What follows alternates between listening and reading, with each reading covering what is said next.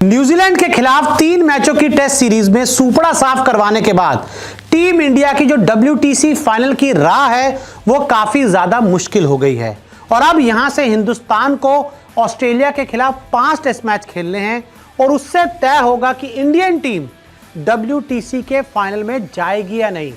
लेकिन ऑस्ट्रेलिया के खिलाफ जो 5 टेस्ट मैच हैं उसमें कितनी जीत और कितनी हार से इंडियन टीम क्वालिफाई कर पाएगी। तो आज हम आपको सभी समीकरण के साथ समझा देते हैं कि ऑस्ट्रेलिया में किस रिजल्ट से इंडियन टीम WTC के फाइनल में जा सकती है। तो वीडियो को पूरा देखिएगा, आपको सब कुछ समझ आ जाएगा। तो देखिए, सबसे पहले अगर रिजल्ट ऑस्ट्रेलिया के खिलाफ 4-0 या 5-0 जीत रहता है, आप यहां पे गौर कीजिएगा, जीत 4 हार 0, जीत 5 हार 0। यहां पर जो हम बात कर रहे हैं जीत हिंदुस्तान की जीत की और हिंदुस्तान की हार की। अगर 4-0 से हिंदुस्तान ये सीरीज जीतता है या 5-0 से सीरीज जीतता है तो आप सीधे क्वालिफाई करेंगे, कोई टेंशन नहीं होगी WTC फाइनल के लिए। यानी कि हर भारतीय यही चाहेगा कि इंडिया या तो 4-0 या 5-0 से ऑस्ट्रेलिया को हरा दे। लेकिन इंडिया की करंट फॉर्म और ऑस्ट्रेलिया की करंट फॉर्म को देखकर ही होता है वो मुश्किल लगता है। तो पहला ये समीकरण है। अब आगे बढ़ते हैं। अगर इस सीरीज का रिजल्ट इंडिया के पक्ष में 3-1, 3-0 या फिर 4-1 आता है तब क्या होगा? तब न्यूजीलैंड से एक टेस्ट ड्रॉ कराए इंग्लैंड को न्यूजीलैंड के दौरे पर जाना है टेस्ट सीरीज खेलने के लिए। और अगर इंडिया का नतीजा 3-1, 3-0, 4-1 पक्ष में रहता है, इंडिया सीरीज जीतती है, तब इंडिया कैसे जा सकती है? न्यूजीलैंड से एक टेस्ट मैच ड्रॉ करवा दे इंग्लैंड। यानी कि किसी भी तरह से अगर इंग्लैंड ने न्यूजीलैंड से एक मैच टेस्ट ड्रॉ करवा दिया तो अगर ये 3 नतीजे रहे तो इंडिया क्वालिफाई कर जाएगी। ये भी ठीक हो सकता है। अब आगे बढ़ते हैं। अगर भारत ये सीरीज 2-0 से जीतता है तब क्या होगा? न्यूजीलैंड में एक टेस्ट जीते इंग्लैंड, तब इंग्लैंड को न्यूजीलैंड में हर हाल में एक टेस्ट मैच जीतना ही होगा। अगर इंग्लैंड न्यूजीलैंड में एक टेस्ट मैच भी नहीं जीत पाए तब भी इंडियन टीम WTC फाइनल से बाहर हो जाएगी। ये तब जब रिजल्ट आपका इंडिया के फेवर में 2-0 हो। लेकिन ये भी बड़ा मुश्किल है। अब आगे बढ़ते हैं। अगर ये सीरीज भारत 3-2 से जीतता है, 5 मैचों की टेस्ट सीरीज है, तब क्या होगा?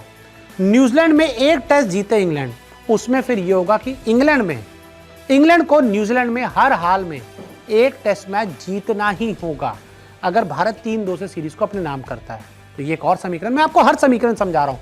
5 मैचों की सीरीज है, उसमें जो समीकरण बनेंगे उसके आपको रिजल्ट बता रहा हूं। अब आगे बढ़ते हैं। तो ऑस्ट्रेलिया में अगर सीरीज 3-2 होती है तो एक समीकरण उसमें आपको और ऐड करना पड़ेगा और वो ये होगा, ऑस्ट्रेलिया से एक टेस्ट ड्रॉ करे श्रीलंका। यानी कि 3-2 में न्यूजीलैंड में एक टेस्ट जीते इंग्लैंड और साथ ही ऑस्ट्रेलिया से एक टेस्ट ड्रॉ करवाए श्रीलंका।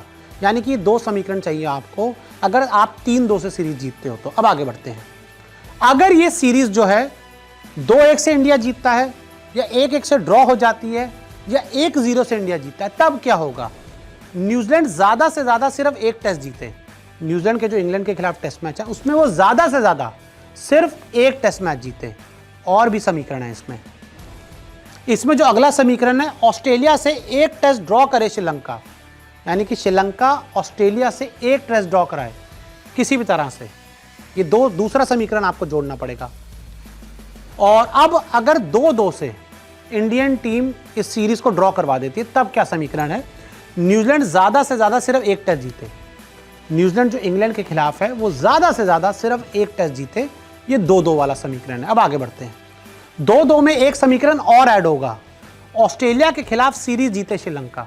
जी हाँ, ये 2-2 में सिर्फ न्यूजीलैंड ज्यादा से ज्यादा एक टेस्ट मैच जीते से काम नहीं चलेगा। यहां पर ऑस्ट्रेलिया के खिलाफ सीरीज जीते श्रीलंका, तब ये दूसरा पॉइंट भी ऐड होगा। और अगर मान लीजिए इंडियन टीम सीरीज को 2-3 से हार जाती है तब बड़े सारे समीकरण ऐड होंगे, तब भी जा सकते हैं लेकिन समीकरण ऐड होंगे। और वो क्या है? न्यूजीलैंड ज्यादा से ज्यादा एक टेस्ट जीते, यानी कि न्यूजीलैंड मैक्सिमम इंग्लैंड के खिलाफ एक टेस्ट मैच जीते। साउथ अफ्रीका अपने 4 में से 2 टेस्ट मैच हार जाए, ये बड़ा मुश्किल है होना।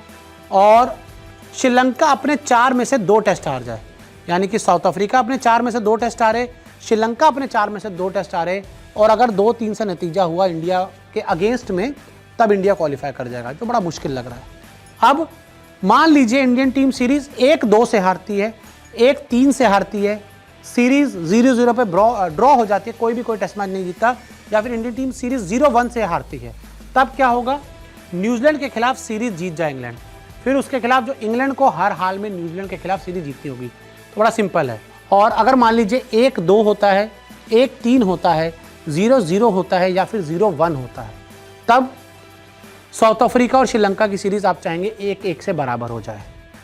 और 1-4, 0-2 और 0-3 अगर होता है, यानी कि इंडिया सिर्फ 1 जीतती है, ऑस्ट्रेलिया 4 जीतती है, 0-2 होता है या 0-3 होता है, तब पाक का जो रिजल्ट 2-0 चाहिए होगा अपनी जो टेस्ट सीरीज है उनकी, और पाक 2 अफ्रीका 1, अफ्रीका 0, पाक 2 अफ्रीका 0, ये रिजल्ट चाहिए होगा। और साथ ही ऑस्ट्रेलिया 2 और श्रीलंका 0, ये रिजल्ट चाहिए होगा। ये जो सीरीज होनी है पाक और अफ्रीका की, इसमें पाक 2 जीते और अफ्रीका 1 भी ना जीते, और ऑस्ट्रेलिया श्रीलंका की जो सीरीज होनी है उसमें ऑस्ट्रेलिया 2-0 से जीते। तो इन समीकरण में तब ये चाहिए होगा, ऐसे इंडिया क्वालिफाई करेगा। तो 1-4, 0-2, 0-3 में एक समीकरण और है, और वो समीकरण है न्यूजीलैंड से इंग्लैंड 2-0 कर दे या फिर 3-2 से सीरीज जीत जाए, तब इंडिया क्वालिफाई कर सकता है। अब आगे बढ़ते हैं।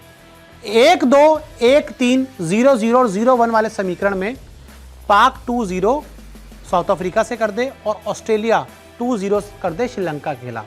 अगर मान लीजिए इंडिया 0-4 से और 0-5 से हारता है, तो WTC फाइनल से इंडिया बाहर हो जाएगी, यानी कि फिर कोई समीकरण नहीं बन पाएगा। यानी कि बहुत सारे समीकरण हैं, हमने आपको हर रिजल्ट के हिसाब से समझाने की कोशिश कर दी कि अगर इंडिया 1-0 से जीते, 2-0 से जीते, 3-0 से जीते, 4-0 से जीते, 5-0 से जीते, या फिर 2-1 से जीते, 3-1 से जीते, 4-1 से जीते, तो सारे समीकरण क्या होंगे। उम्मीद है कि आपको ये पूरा सिनेरियो समझ आ जाएगा।